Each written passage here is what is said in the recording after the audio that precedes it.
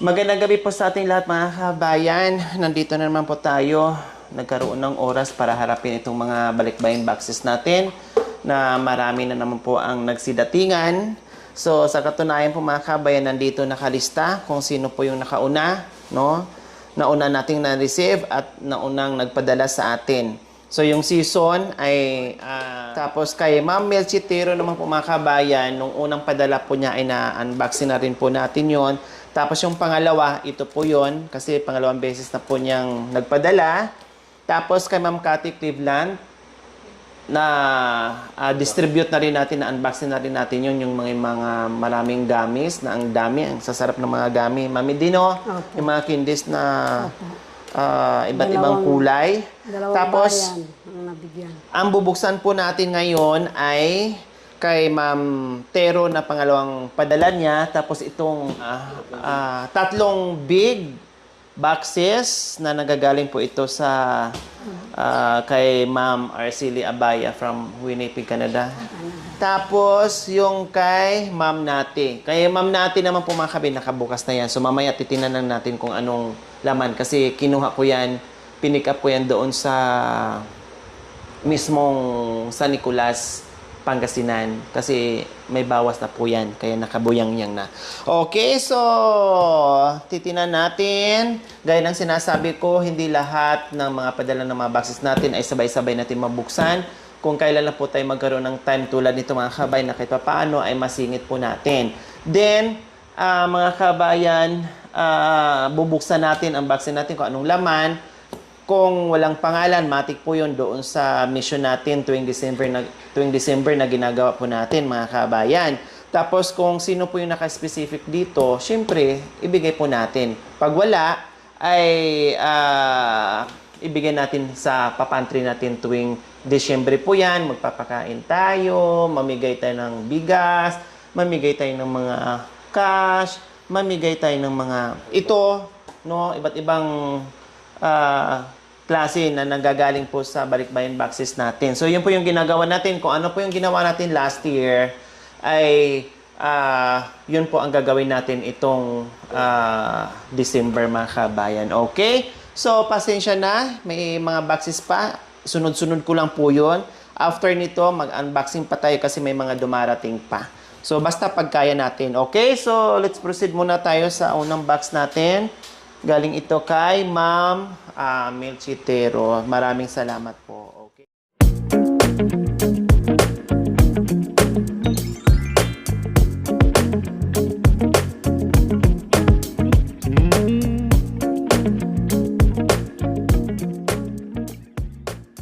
So, ayan, ang dami. Ayan. So, ayan. Naka-ready na kay Ma'am Chi. O talagang alam ni Ma'am Chi na separate. So, naka-ready na. Iniipon ko rin to. Pinapadala. Ang dami rin namin na ano nito. So, tinatabi din namin para pag nanguha yung mga kabayan natin, kanya-kanya sila ng lagay. Oh, ang ganda, oh. Mukhang hindi nasuot. Ang ganda, oh. O, bago pala. O, Aldo pa, o. No, magandang brand. Wow, so nice. Lucky ang makakuha nito mga kabayan kasi, bagong-bago talaga. Bagong-bago. O, ayan, mga kabayan. Ito, ang ganda rin. O. Bago. Ay, ano pala? Dalawa pala. Dalawa. Bago po. Bago Very pala. nice. Wow, madam. Wow. Oh, wow. Ma'am Tero, pang ano ko. Ay, Ma'am Tero, thank you po. Ay, dalawa. Kailangan dito. Wala kang panty. Oo. Tapos nakasuot ka ng ganito. Maliit na tao. Tapos ito, pambata. Ang gaganda, oh. Ang ganda, oh. Oh. Mami, di ito, tag-isa tayo. Ikaw naman. Ay, sus. Ikaw naman. Uy, grabe naman to. Paano to isuot? Nakapanty lang. Nakapanty na lang. Ang ganda, oh. Oh. Oh, diba, Nanay Te? Paano ito? Kumot na lang.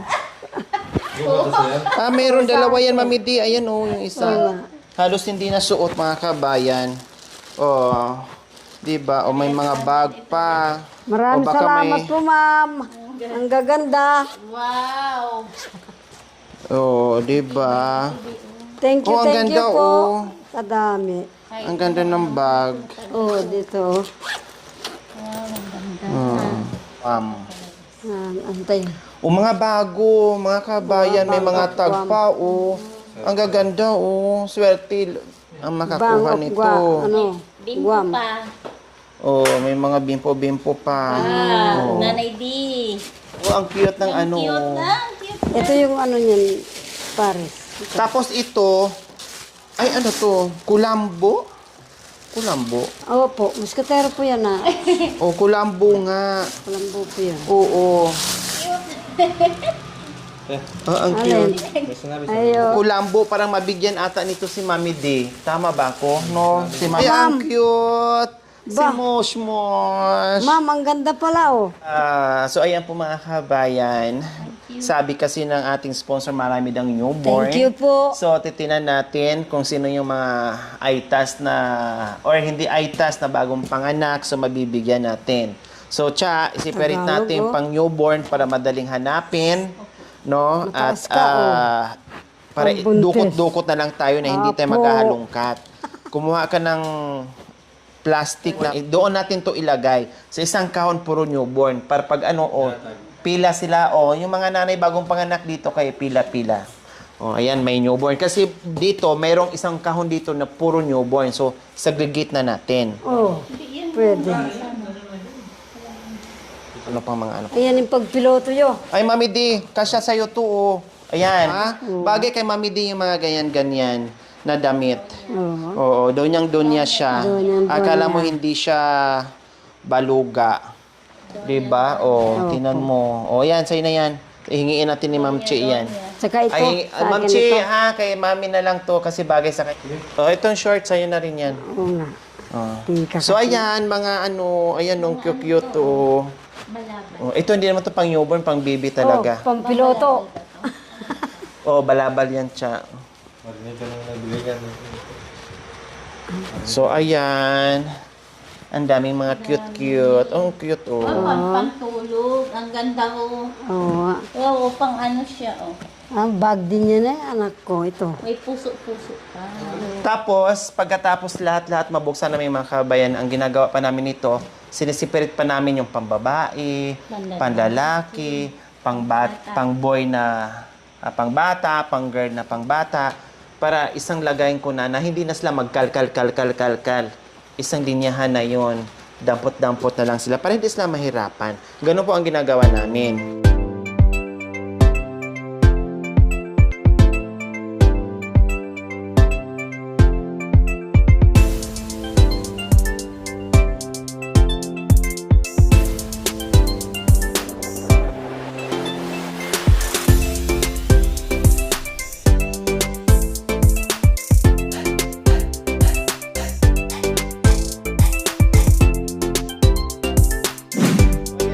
Kabayan, ito naman, sabi ko nga kanina ay nakabukas na, no? Kasi pinick up na lang natin to doon sa San Nicolas, Pangasinan. Ay galing ito kay Ma'am Nati. So, ang mga laman nito mga kabayan, ang ganda din po mga kabayan. Brand new. Ang laman nito, parang anong tawag nito? Bag na ganyan. Yan. Pwede rin siyang magamit sa mga estudyante. Tapos meron pa itong kasamang t-shirt. No, isang t-shirt, parang isang na siya, isang package na, isang t-shirt, tapos bag, din may bonnet na, ayan, no, nakapaloob dito. So, bawat isang ganito po mga kabayan. So, ang dami nito mga kabayan. 1, 2, 3, 34, 35, 36, 37, 38, 39, 40. Saradong 40 mga kabay na mga bag para doon sa mga katutubong ITAS natin. Tibay, anak ko. Na ma-distribute natin. Lalong-lalo na ngayon mga kabayan ay T-shirt ang laman. pasukan na. So, ang bag is bag dito, isang kahon. Kasi baka ma-advance natin itong bigay pag akyat natin kasi para magagamit na kasi pasukan na. Okay. Sige. Yan. Bag to lahat. Ito bag. Ito yung galing kay So, dito natin lagay.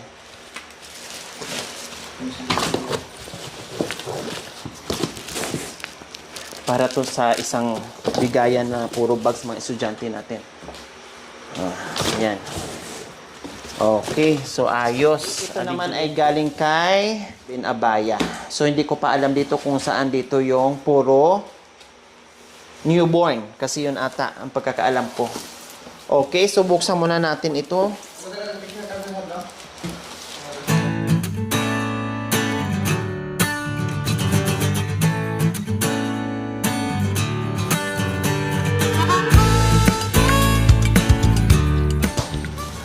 Okay, so ayan. Malamang puro na to ano. Dollar. Damit. So ayan po mga kabayan, no.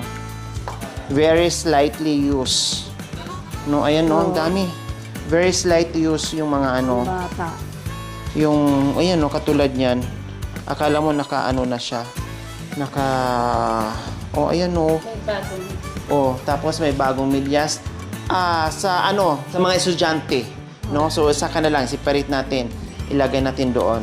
Mga pambata, mga estudyante din to, mga ganyan. Kailang saka na lang 'yan kasi Ano pwede yung Tagalog? importante yung bag.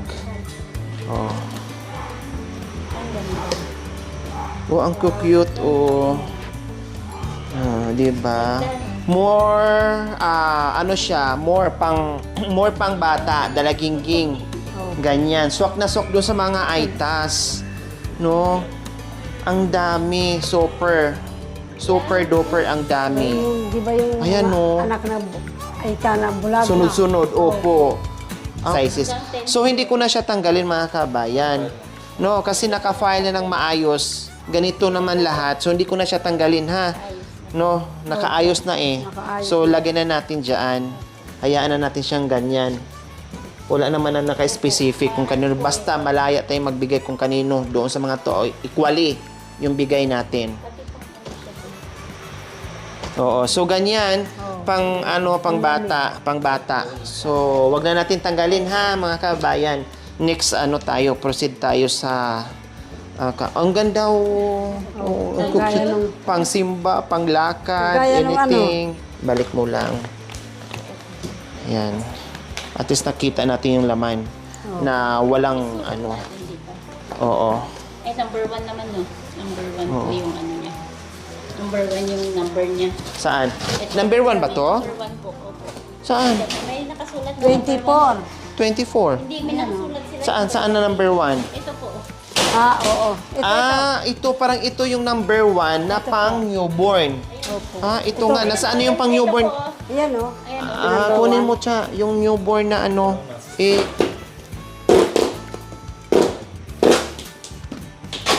assorted na rin to mga kabayan. Siguro hindi ko nabubuksan. Kasi halos ganyan din to eh. Assorted. Wala namang mga pagkain to eh, oh. Puro talaga to Damit. Puro talaga to mga damit. Organize lang. Ang ganda na kasing pagkasalansan. Puro damit eh. Ayan walang pagkain siya, di ba? Kasi kung may pagkain, separate namin. Like may mga candies, chocolates para mailagay sa isang para hindi lang gamin. Kasi last time, hindi ko alam na mayroong mga candies sa ilalim. Sige, di bali. Kaya nga unboxing eh. Tingnan natin to, pangalawang box. Yung number 1. Ay, Diyos ko, ang dami na naman magsasaya nito ng mga kababayan natin sa mga biyaya. Kaya maraming salamat po. Salamat po. Talagang tinatanggap ko mga kabayan. Although mahirap talaga mag-organize o mamigay ng ganito. Number 1, nandiyan yung sakitan, tulakan, tampuhan, pag hindi mo nabigyan, kaya kailangan sigawan, kaya kailangan ma-organize mo talaga. Hindi pwedeng basta-basta lang na Opo. mag-abot ka. No. Kasi pag-aagawan, magagalit pa sa iyo. No, nagtutulakan pa, nagmumurahan pa. Kaya ang ginagawa po namin mga kabayan, hanggat maaari, ma-organize mo ng maayos sa isang maliit na community na hindi sila nag-aagawan. Kaya gusto ko tiba-tiba sila para pag-uwi nila na hindi yung nag-aaway pa. Kumbaga, minsan ganyan. Minsan hinaharang pa kami mga kabayan, sa totoo lang. Hinaharang kami Hindi na kami, magugulat ka na, harangin ka, may mga dalang bit-bit ng mga bata, lahat sila, mismong kalsada, tumatakbo yung sasakyan, haharangin ka. Siyempre, mag-stop ka Ma'am, ngayon. nasaan yun sa amin? Sabi ko. Oh, nasaan na yun sa amin, ma'am? Bakit doon sila? Bakit dito sa... Ganon. Kaya, hanggat maaari, pag nag-distribute kami, yung inaayos talaga, ma-organize natin para maiwasan yung gulo, yung galit sa isa't isa, yung tulakan, ganon po. No? Ganon po ang ginagawa natin. Hindi pwedeng maglakad kayo dyan o akit ang bundok na, oh, sa'yo, hindi po. Nako, baka abutin, buko lang abutin mo dahil dumugin ka talaga as in. Kaya ganun po ang nangyayari. Pahirapan po talaga ang mag-distribute nito. No? Pahirapan po. Okay, so ayan po ang laman. Ayan. Damit din po. Ayan. O, halos isang suutan lang yung mga damit na nabubuksan natin ngayon. No, halos magaganda. O, ayan o. Ang ganda o. Ang ganda. O. Suot Diba? ng lalaki. Ang gaganda. Diyos ko. Oo. O, ang ganda o. Lalaki nga po. Oo. Kasi doon sa Amerika, hindi uso. Tayo kasi sa Pilipinas, no, kahit nawakwak na yan dito, hala, tahiin pa natin. Opo. Kahit nga panty ko ang daming Opo, tahi-tahi.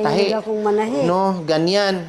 Ayaw Sila, ko yung pula. naku, isang gamitan o dalawang gamitan, hala, bili na naman. Ganyan. Kaya, pagpunta sa atin, ganito, ay talaga mapakinabangan natin. Kasi ang gaganda eh. Ang gaganda ng mga tela. No? Mga Oh. lambot. So, ayan, sabi ko na nga, walang pagkain. Kailang, unboxing nga ang ginagawa natin, buksan natin, silipin natin.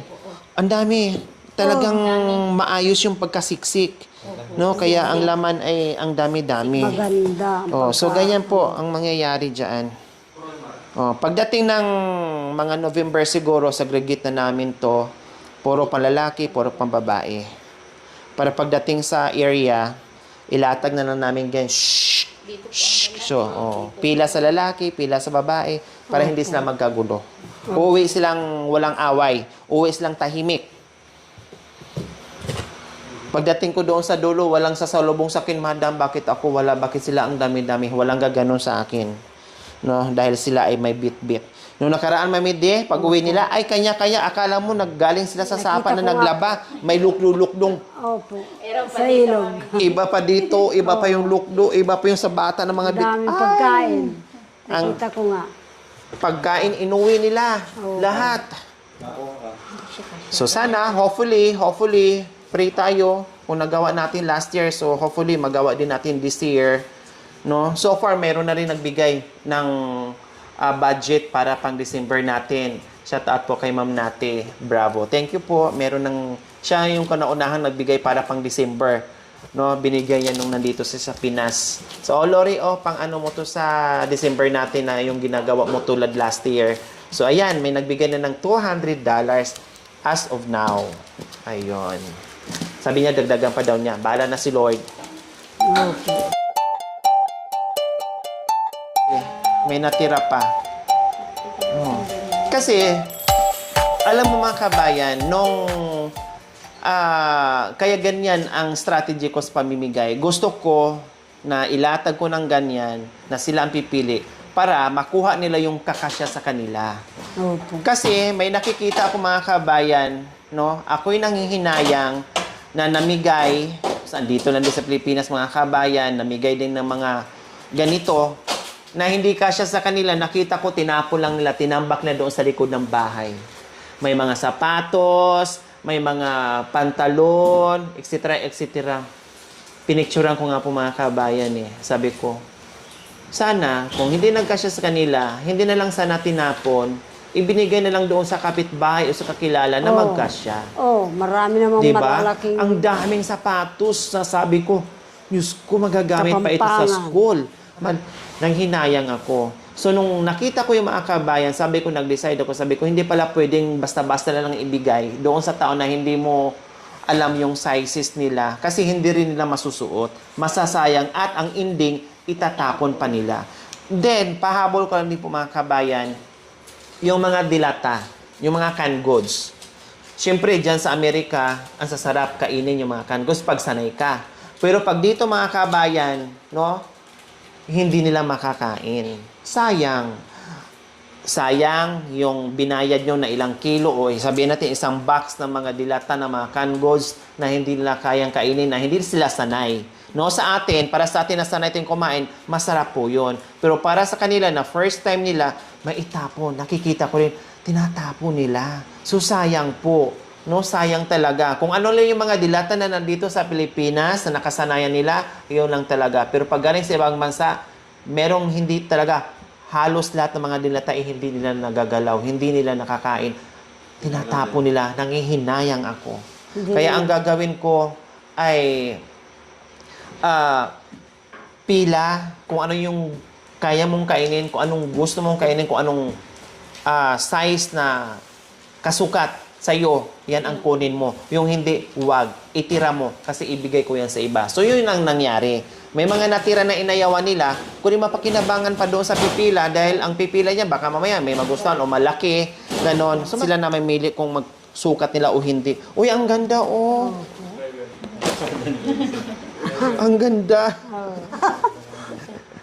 Ayan. Pa ng Amerika O, diba? yan, sabi mo. Uy, ang ganda, oh. Oo, ay pang Ginoo, ang ganda. Tamang-tama dun sa mga katutubong aitas natin na malamig doon. Kaya, ayan. So, ayan mga kabayan, ang ganda-ganda.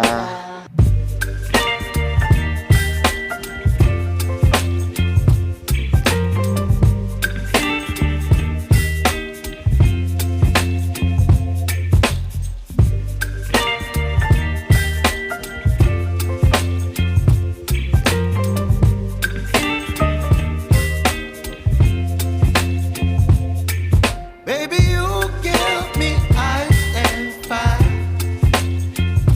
You're giving me wind and rain. You're some kind of butterfly. Baby, you give me midnight. You whip up my appetite. Don't leave me here high and dry. Oo. Oh, Ang ganda ng mga I don't wanna ng mga miss it, damit. baby. No, matutuwa yung mga mabibigyan nito. Very lucky nila. Oh, ayan. So, maraming salamat po talaga. Ang dami. Ngayon pa lang excited na ako mamigay dahil alam ko ang pakiramdam. No, ang saya-saya na makita mo silang tuwang-tuwa sila. Pag nadampot la, parang hinahag pa nila. Akin to, yung ganun. Alam mo yung feeling mo na, Diyos ko, doon pa lang sa reaction nila. Pag nakuha nila yung item na gusto nila, ang sarap sa pakiramdam, ang saya-saya. Ang saya-saya ng puso mo na masaya sila na nakikita mo. Ganyan yung reaction nila. Lahat nakasmile. Di ba? Ganyan po mga kabayan. Kaya ngayon excited ako. Ngayon pala excited na ako. Ang sarap na sa puso ko, sa pakiramdam ko na meron naman tayong maraming maibigay. Meron pa tayong ma-unboxing dyan. So sa susunod na naman yan. Hindi po kakayanin na pagsabay-sabay. So muli, maraming salamat po kay Ma'am Native and kay Ma'am Milchi Tero na sa US ngayon and kay Ma'am Abaya na taga Winnipeg, Canada. Maraming salamat po sa inyong malasakit, pagmamahal sa mga kabayan natin na walang-wala na kahit paano ay na bigyan natin ng oras, no? Alam ko ang hirap magpuno ng kahon. Alam ko ang hirap magsalansan ng mga maliliit na damit. Alam ko kung gaano kayo ka-busy diyan, no? Alam ko po 'yon. Talagang binigyan niyo ng time yung pagpuno ng kahon, pagsalansan ng mga kahon para lang talaga na maipadama niyo yung pagmamahal at malasakit dito sa mga kabayan natin na walang-wala. Salamat po sa inyong ganito ang puso. Thank you so much po sa inyong lahat. Okay? Baby, you give me ice and fire. Thank you for watching. Don't forget to like, share, and subscribe.